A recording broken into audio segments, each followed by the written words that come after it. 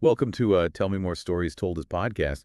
We're diving deep today into a really tough issue, the sexual abuse crisis in the Catholic Church. It's a story that unfortunately spans centuries and continents and has left behind a lot of pain and broken trust. Yeah, it's easy to think this is like a modern problem, Hmm. something we've just recently become aware of, but our research shows that's not the case at all. Right. The sources you provided point to cases of abuse and cover-ups that go back as far as the 11th century. The 11th century. Yeah. Seriously. What kind of evidence is there from back then? Well, there's this document called Liber Gregorianus written by a monk named Peter Damian. It's pretty disturbing but fascinating at the same time. He directly addresses sexual abuse by clergy and condemns it very strongly. Wow. So even back then, there were people within the church who were speaking out about this. It's like these whispers of abuse have been echoing through history, but they haven't always been heard or acted upon. Exactly.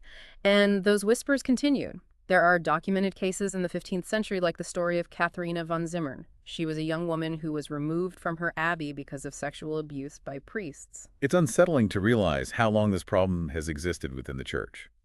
So if we have evidence going back centuries, why did these cases only start getting widespread attention in the late 20th and early 21st centuries? What changed? It's a mix of factors. Increased media coverage played a big role, especially investigative journalism, like the work done by the Dallas Morning News. They uncovered a pattern of systemic cover-ups and showed how priests accused of abuse were often just moved to different parishes or even different countries, which meant the abuse could continue. So basically, the institution was more concerned with protecting its own image than protecting children.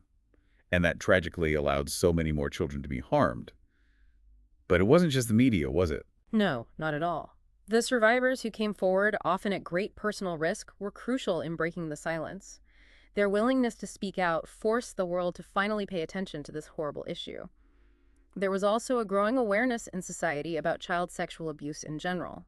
As people started to understand the devastating effects of abuse, they began to demand accountability from institutions like the church. And the scale of the problem, especially in places like the U.S. and Ireland, couldn't be ignored any longer. Yeah. The statistics from the John Jay report were really shocking and brought the magnitude of this crisis to light. Yeah, that report focused on the U.S. and found that from 1950 to 2002, over 4,300 priests were credibly accused of sexual abuse. That's about 4% of all active clergy during that time. 4%. That's a huge number. And that's just based on reporting cases. The actual number of victims has to be even higher. Right? Absolutely. What's even more disturbing is that the John Jay report indicated that most of the priests involved weren't pedophiles in the clinical sense, but rather phebophiles, which means they were attracted to adolescents. It's an important distinction, although, of course, any sexual abuse of a minor is horrific and a crime. Exactly. And the report also suggested that there might be a third category of offenders who don't fit neatly into either group. They might exploit situations or use their authority to coerce young people into sexual acts. This complexity makes it even more important to understand the motivations and patterns of abuse within the church. It shows that we're not just dealing with a few bad individuals. Mm-hmm. This is about systemic issues within the church that allowed this abuse to thrive and stay hidden for so long. And those systemic issues have had huge financial consequences, too. The LA Archdiocese, for instance, paid a $660 million settlement to victims. That just shows the financial burden of these cases, and the legal battles that have been fought as victims have sought justice and recognition. Speaking of legal battles, we can't ignore what happened in Ireland. The government inquiries there were groundbreaking. Absolutely. The Irish inquiries revealed that sexual abuse was widespread in Catholic institutions for boys. The level of cruelty and the number of victims was horrifying. And even more disturbing, the investigations showed that the government was complicit in covering up the abuse and silencing victims. It's hard to believe that such widespread abuse could go on for so Oh, long. no. Mm. And after a short break, we'll dive into the church's responses to this crisis. They range from initial silence and cover-ups to more recent calls for reform and transparency. This is a heavy topic, but incredibly important. Stick with us as we continue to unpack this complex and challenging issue. So as we were saying, the church's response to all of this has been a really long and complicated journey.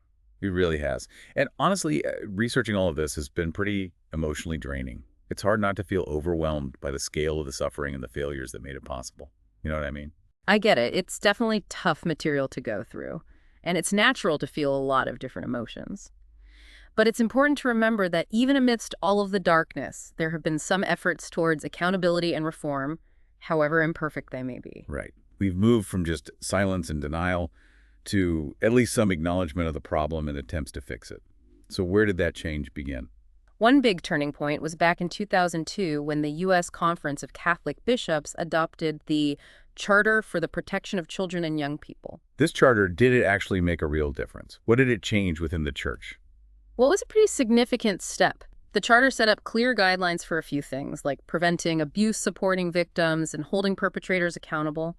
One thing it did was mandate background checks for all clergy and church personnel who work with children, which you might be surprised to hear wasn't always the standard practice. Wow, that seems like common sense now.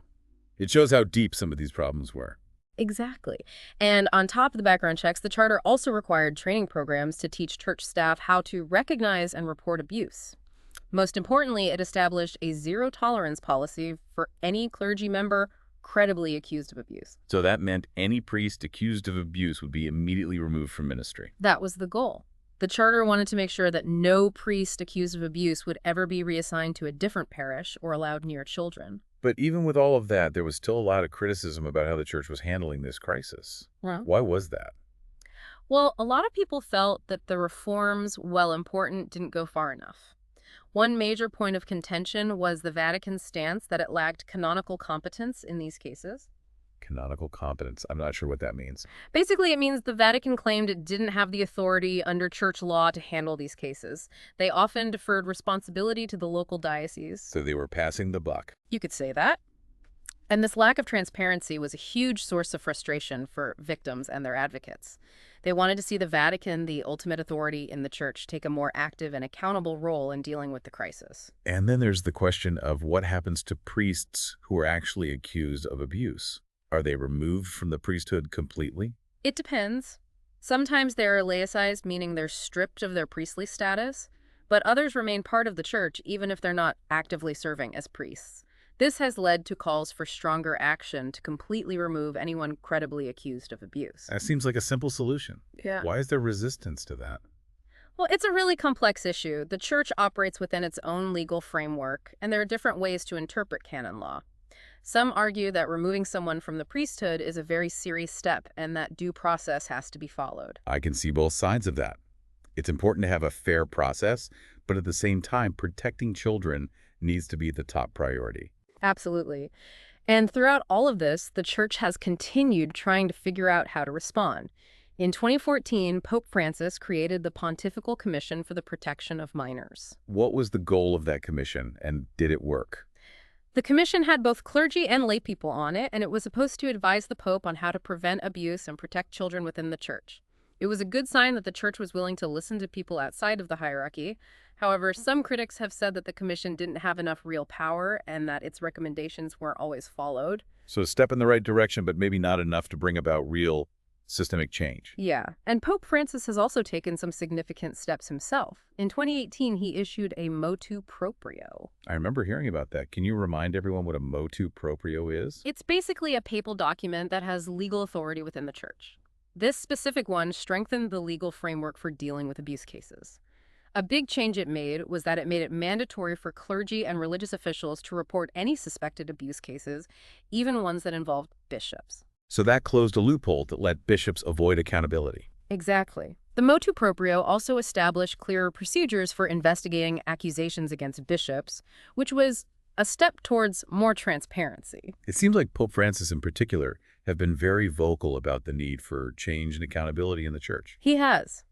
In 2019, he organized a big 4-day summit at the Vatican and invited the presidents of all the Episcopal conferences around the world to talk about child sexual abuse. So it wasn't just American bishops. It was a global meeting of church leaders. Yes, it was. It showed a commitment to addressing this on a global scale. What were some of the concrete things that came out of that summit? Well, it led to setting up new reporting systems and stricter guidelines for handling abuse cases across the world. And maybe even more importantly, in December of that same year, Pope Francis made major changes to canon law to further increase transparency and accountability. Like what kinds of changes? One big one was getting rid of the pontifical secret in sexual abuse cases.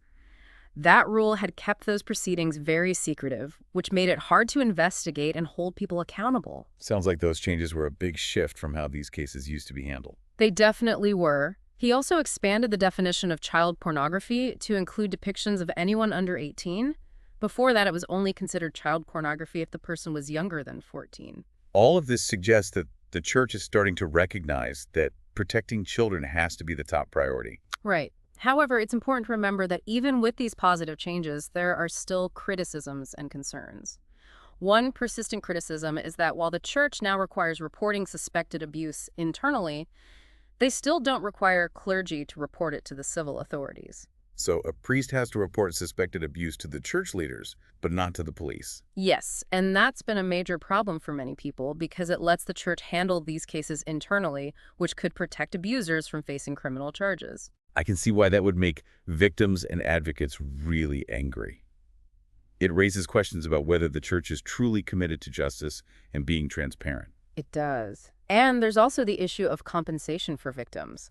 Some dioceses have agreed to settlements, but others have been accused of delaying things or not offering enough compensation. It sounds like there's still a lot that needs to change. But before we talk about the long-term impact and what might happen to the church because of this, let's think about what we've learned so far. Yeah, good idea. We've talked about a lot from the historical background to the church's responses, which have been complicated and are still evolving. What stands out to you the most from what we've discussed? For me, it's the incredible bravery of the survivors. They're the ones who have brought this whole issue to light, often at a huge personal cost. I agree, and it's their stories that we need to keep in mind as we continue talking about this really difficult topic. What's coming up next? When we come back, we'll explore the long-term consequences of this crisis and talk about what the future might hold for the Catholic Church. Stay with us. We're back and ready to wrap up our deep dive into the sexual abuse crisis in the Catholic Church. We've talked about the history, the cover-ups, and how the church has responded over time. And now we need to consider what this all means in the long term, both for the church itself and for the millions of people affected by it. Yes, it's important to look beyond just the events themselves and think about the huge impact this has had, not only on the victims and their families, but on the entire Catholic community. You know, as we've been discussing this, I keep thinking about trust. How can the church rebuild trust, not only among its own followers, but in the world as a whole? That's the biggest question the church is facing right now. The sexual abuse crisis has really shaken the faith of many Catholics and made people question the church's moral authority. And even with the changes that have been made, there's still a lot of criticism about how the church is dealing with these cases. So what are some of the concerns that people still have? One of the biggest criticisms is that even though the church talks about transparency and accountability, a lot of people believe they're still putting their own institutional protection ahead of the well-being of victims. Like they're more worried about their public image than about actual justice and making things right? That's a common perception. Yeah. And honestly, that kind of approach doesn't work anymore. Mm. People want to see action, not just words. They want to see the church actually do something to fix the systemic problems that allowed this abuse to happen and stay hidden for so long. So what would real action look like? What are victims and advocates asking for? Many of them want a complete change in how the church handles these cases. They want an independent body, completely separate from the church hierarchy, to be in charge of investigating and making decisions about abuse allegations. So taking it out of the hands of the bishops and cardinals. Exactly. That would ensure things are fair and prevent conflicts of interest, which have been a problem with the church's internal processes for a long time. There's also a growing movement to have a true zero-tolerance policy, not just for abusers, but also for anyone who helped them or covered up what they did. You mean bishops or other church leaders who knew about the abuse but didn't report it? Yes. Holding people in positions of power accountable for what they did or didn't do is seen as crucial to restoring trust and making sure these awful crimes never happen again. That's a big challenge, but it seems like those are the kind of changes that need to happen if the church wants to move forward. I agree. And it's not just about stopping abuse from happening in the future. It's also about acknowledging the harm that's already been done and providing real support for victims. We talked about this a bit before, but what does that kind of support actually look like? A lot of survivors are still dealing with the trauma of what happened to them, and they feel like the church hasn't done enough to help them heal. They're asking for more funding for counseling and therapy, as well as more comprehensive financial compensation. It seems like there's a conflict between acknowledging the harm and trying to protect the church's money. There is, and it's caused a lot of people to lose trust in the church. Many victims feel that true justice requires not just apologies and reforms, but also financial restitution for their suffering. Some people have even suggested creating a Truth and Reconciliation Commission, like the one in South Africa after apartheid. What do you think about that? I think it's a really good idea. A Truth and Reconciliation Commission could give victims a safe space to share their stories and have the church acknowledge what happened to them. It could also help the church confront its own role in these crimes and start a genuine process of healing and reconciliation. It sounds like those concepts, truth, justice, and healing, are really at the core of what needs to happen for the church to regain its moral authority. Yeah, they definitely are. The sexual abuse crisis has revealed some deep problems in the church's structure and culture. Fixing those problems requires being willing to face some uncomfortable truths and make big changes. It's a huge task. But, as we've seen, there are people both inside and outside the church who are pushing for change. The question is, will the church's leaders listen and be willing to take bold action? That's the big question, isn't it? The future of the Catholic Church might depend on how it responds to this crisis in the coming years. It's something to think about. This whole deep dive has really been eye-opening for me, and I'm sure for our listeners as well. It's a complex and troubling issue with no simple solutions. It is, and it's something we need to keep paying attention to and talking about. Whether we're Catholic or not, we all need to think about how we can create a safer and more just world for children. Well said. We've covered a lot today, but this is really just the beginning of a conversation. What parts of this crisis were most surprising or upsetting to you? What do you think needs to happen for the church to truly come to terms with its past and find a way towards healing and change? Those are questions we all need to think about. And remember, even though this specific deep dive is ending, the conversation doesn't have to stop here. Thank you for being with us on this difficult but important journey. And don't forget to subscribe to Tell Me More for more deep dives into complex and challenging topics. Until next time, keep exploring, keep learning, and keep asking questions.